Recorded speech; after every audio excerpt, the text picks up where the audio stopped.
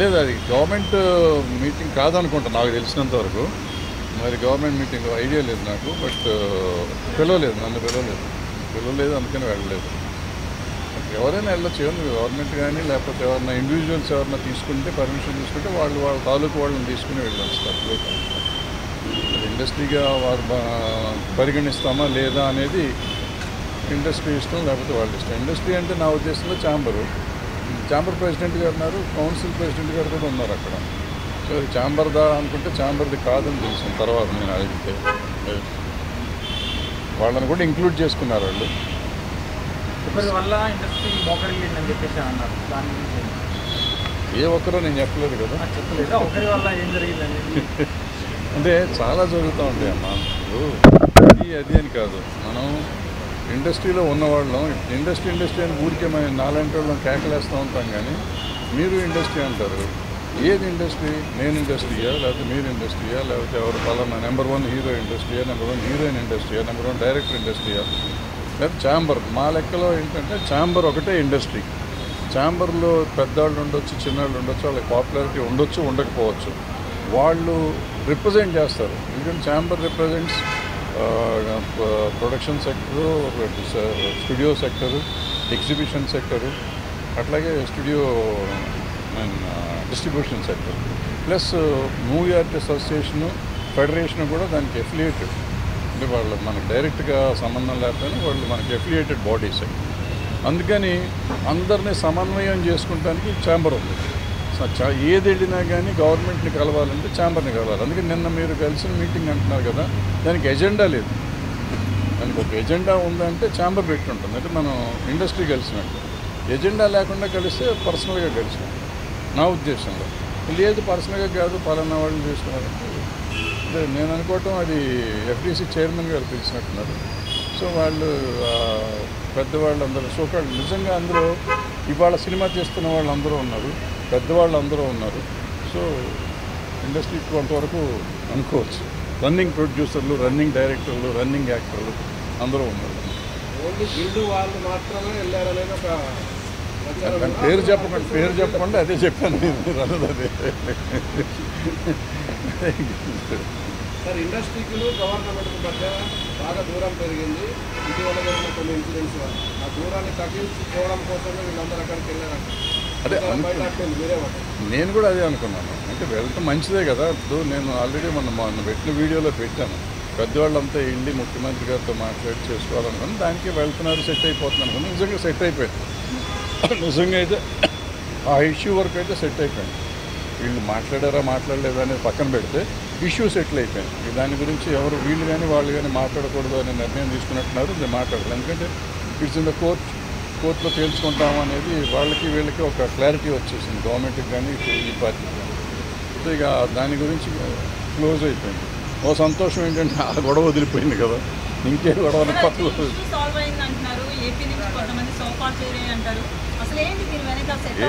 అంటే ఏపీ నుంచి సోఫా నేను సినిమా చూడలేదు. మన ఊరిలో తెలియని అడిగితే నాకు కంగారు పడతాను. ఇప్పుడు రేవంత్ రెడ్డి గారు గద్దర్ అవార్డ్స్ అని ప్రకటించారు. ఆ పేరు ఇష్టం లేకనే చాలామంది దూరంగా ఉన్నారు ప్రభుత్వానికి, ఇండస్ట్రీ వాళ్ళని చెప్పి.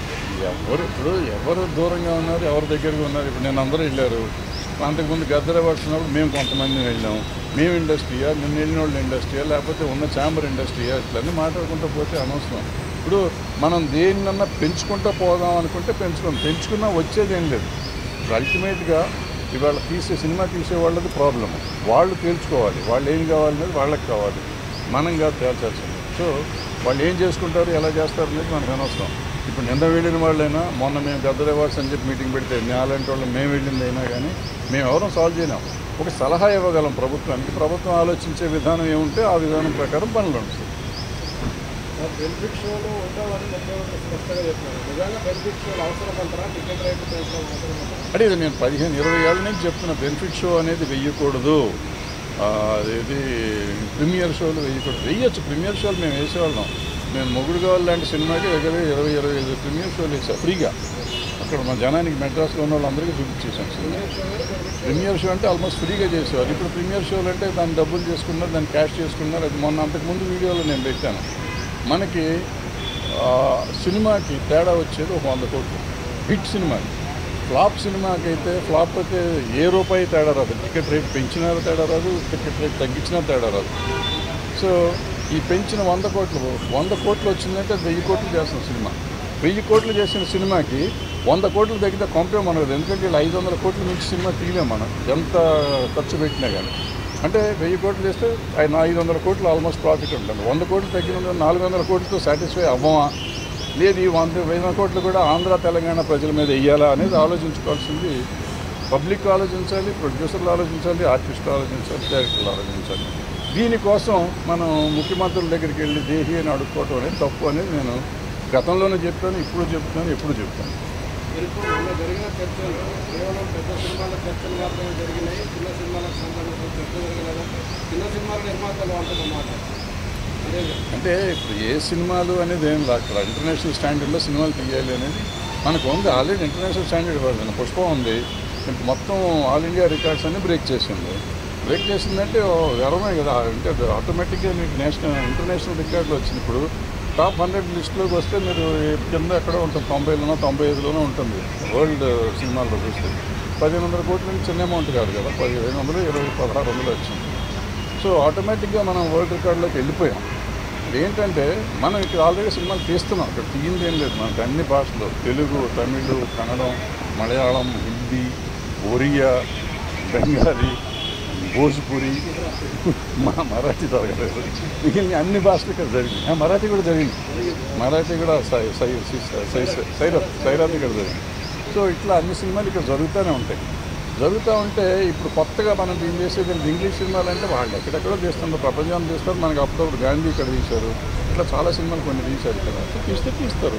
మన ఎప్పుడు నా చిన్నప్పుడు షేక్స్పియర్ వాళ్ళు అనుకుంటా, శశి కపూర్ సినిమా ఇక్కడ హైదరాబాద్లో, మొత్తం హైదరాబాద్లో తీశారు. సో అట్లా అవసరమైనప్పుడు సినిమాలు తీస్తూ ఉంటారు. దానికి ఏమన్నా అంటే ఎఫ్డీసీ తరఫున ముఖ్యమంత్రి దగ్గరికి అంటే ప్రాబ్లం ఎక్కడంటే ఎఫ్డీసీ తరఫున పోవాలంటే ఎఫ్డీసీని పిలవకూడదు. నాకు తెలిసినంత వరకు FDC should request chamber. Chamber వాళ్ళు అందరినీ కోఆర్డినేట్. ఎందుకంటే ఎఫ్డీసీ పని ఏంటంటే వీళ్ళని కోఆర్డినేట్ చేయడం, జనాన్ని కోఆర్డినేట్ చేయడం. నాకు ఇష్టమైన వాళ్ళు నేను తీసుకెళ్తానికి కాదు. సో ఆయన పర్సనల్గా తీసుకున్నాడు, పర్సనల్గా తీసుకెళ్ళి ఉంటాడు. కానీ మనం we should not object and we should not comment on that also. నేనేమంటున్నానంటే పోయిన ఈ పెద్ద మనుషులు ఎవరైతే ఉన్నారో వాళ్ళు చిన్న సినిమాల గురించి మాట్లాడితే బాగుండేది కదా. అసలు ఏ సినిమాని గురించి మాట్లాడలేదు వాళ్ళు. మీరు మాట్లాడి ఉంటే నువ్వు దాని గురించి మాట్లాడాలా, దీని గురించి మాట్లాడాలి. మాట్లాడారు, ఆయన చెప్పారు, వీళ్ళు విన్నారు, మీరు బ్రహ్మాండంగా చేస్తున్నారు సార్ అన్నారు, అయిపోయింది. అంత మట్టుకే కార్డియల్ రిలేషన్షిప్ కోసం వెళ్ళినట్టు అనిపించింది నాకు. ఆయనకి మా నాలాంటి వాళ్ళు పని లేని వాళ్ళు చాలామంది కూర్చొని ఇక్కడ ఐస్ ఉంది, కంపు మునిగిపోయింది, ఐస్ బ్రేక్ చేయాలి ఎవడన్నా అని అంటే బ్రేక్ చేస్తాను వెళ్ళారు, బ్రేక్ చేస్తారు. ఐస్ బ్రేక్ అయిపోయింది, హ్యాపీగా ఉన్నారు అందరూ. ఏపీలో సినిమా ఇండస్ట్రీకి ఉన్న బాగానే ఉంటుంది. ఎప్పుడు వెహికల్ ఏముంటుంది అంతా బాగానే ఉంటుంది. కానీ వాళ్ళ కోపం వస్తే వాళ్ళు కూడా టికెట్ రేట్లు పెంచమంటారు అంతే మ్యాక్సిమం.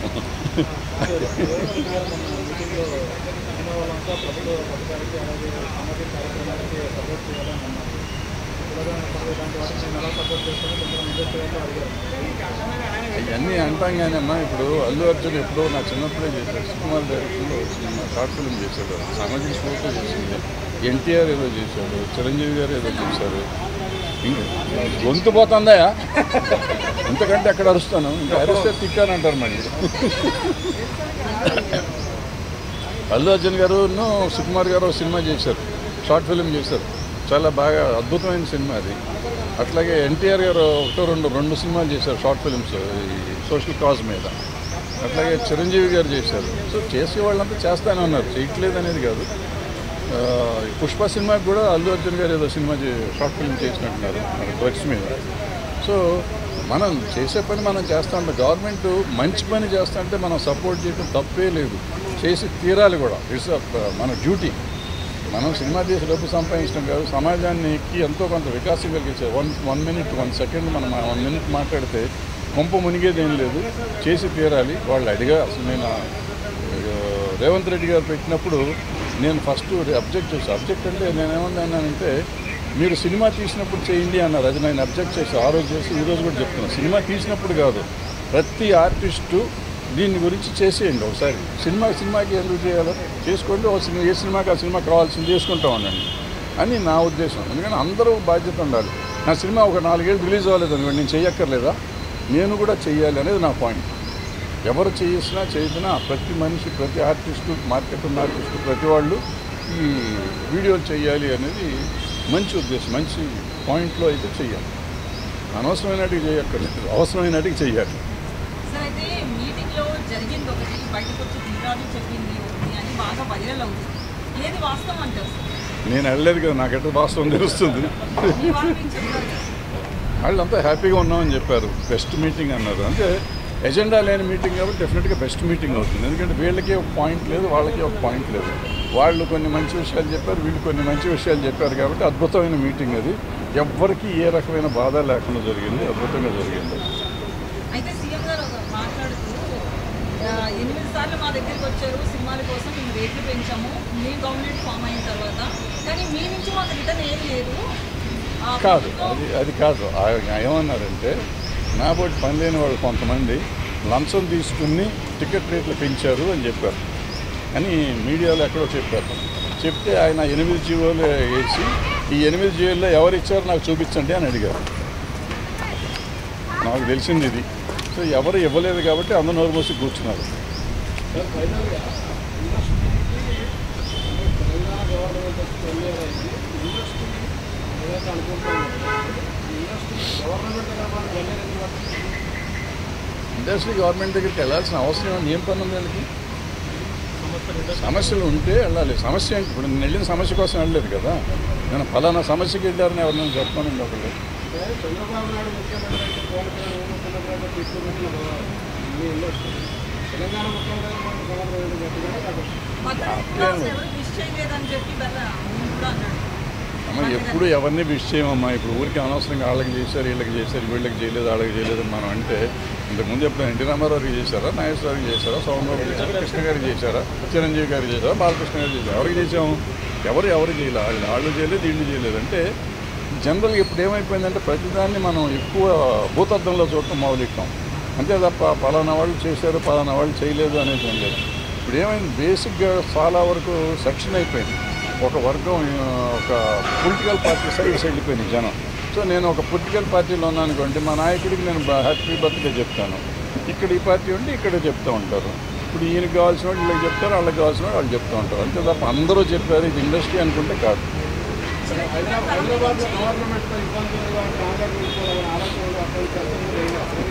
నాకు తెలిసి ఏం జరగలేదు. ఎవరిని వెళ్తే హ్యాపీగా వెళ్ళి రావచ్చు, తప్పేం లేదు. పంపేం మునిగింది ఇప్పుడు ఇక్కడ ఏమీ జరగదు. మొత్తం ఇండస్ట్రీ అంతా ఇక్కడ ఉంది. ఇవాళ ఇక్కడి నుంచి ఎవరిని వెళ్ళాలంటే మనకు అక్కడి నుంచి ఇక్కడ తీసుకొస్తాను 40 ఏళ్ళు పైన పట్టింది మాకు. వీళ్ళు ఇక్కడి నుంచి వెళ్తామంటే వాళ్ళు ఎట్లాగో ఉంటుంది అక్కడ. సినిమా అక్కడ తీసుకున్నా ఉండలేము. ఆంధ్రాలో మనకు కొన్ని కావాలంటే సముద్రం కావాలంటే ఇక్కడ వేలేం కదా, అక్కడికి వెళ్ళి తీస్తాము. అట్లా కొన్ని చోట్ల ఇంతకుముందు గోదావరికి వెళ్ళి పొలాలు కావాలంటే అక్కడ వెళ్ళేవాళ్ళని. ఇవాళ సస్యశ్యామలోనే ఉంది తెలంగాణ, ఇక్కడే తీస్తున్నాం పొలాలు కూడా. ఇట్లా అవసరమైతే వెళ్తాం. ఏమో మీలాంటి గొప్ప వాళ్ళు ఎవరైనా సముద్రాన్ని ఇక్కడ తీస్తే సముద్రం కూడా ఇక్కడ తీస్తాం. అదే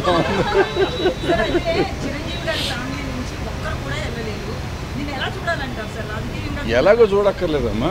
నాకంటే గొప్ప వాళ్ళు నేను వెళ్ళలేదు, వాళ్ళు లేదు, ఏం లేదు. అంటే ప్రాబ్లం వాళ్ళకి ఇన్విటేషన్ లేదేమో, ఉందేమో వాళ్ళకు ఉండే పనులు వాళ్ళకి ఉండొచ్చు కదా. ఇప్పుడు పిలిచిన వాళ్ళంతా కంపల్సరీగా వెళ్ళాలని రూల్ లేదు. ఇక పిలవని వాళ్ళు కూడా పిలవకుండా వెళ్ళాలని రూల్ లేదు. పిలవకుండా కూడా కొంతమంది వెళ్ళి ఉంటారు. అట్లా అది లేదు, ఇది లేదు.